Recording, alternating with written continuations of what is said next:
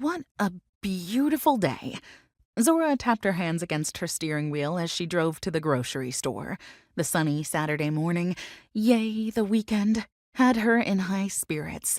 After she completed the adulting tasks like getting food for the week and doing a bit of a tidy up, she could hit the garage to start work on her next project. During the week, she worked as a metallurgist at a company researching ways to combine and use metal. In her spare time, she indulged in her side hustle of creating metal art, which she charged prime prices for. Who knew there was such a big market for owls made out of bolts and nuts, or novelty lawn ornaments?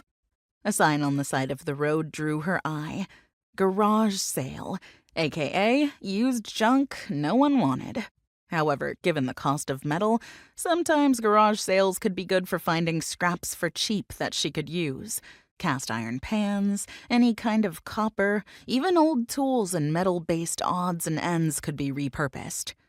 On a whim, Zora veered, following the arrow on the sign, and headed down a residential road. She easily found the place by the number of cars lining the street. She parked and walked to the driveway crowded with items and people.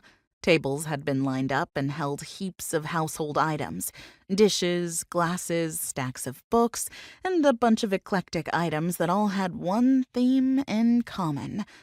Zora's brows rose as she noticed the seller apparently had a fetish for all things stars and zodiac. A quick peek at the books showed them either relating to the constellations in the sky or pertaining to the symbolism, from the history to the mysticism around them. "My uncle was a bit of a nut," a woman with curly hair and rosy cheeks confided as she sauntered over to Zora's side. "By the looks of it, he was really into astrology." "Just a bit. When he died, I couldn't believe the amount of stuff he had stashed." The woman sighed. "We hadn't talked in decades. My mom, his sister, says he wasn't the same after returning from a trip in Australia. Whatever he experienced over there led to his obsession." "What's this?" Zora's attention was caught by a metal egg-shaped sphere sitting between a large ceramic mug and a vase carved with symbols.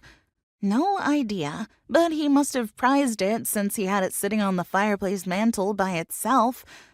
Zora grabbed the object and frowned as a tiny shock went through her fingers. She turned it over in her hands. "It's not very heavy." She hefted it. "Wonder what it's supposed to be." "No idea, but if you want it, I'll sell it for $1, the woman offered. "I want to get rid of as much of this as possible, else it will cost me a fortune hauling it to the dump.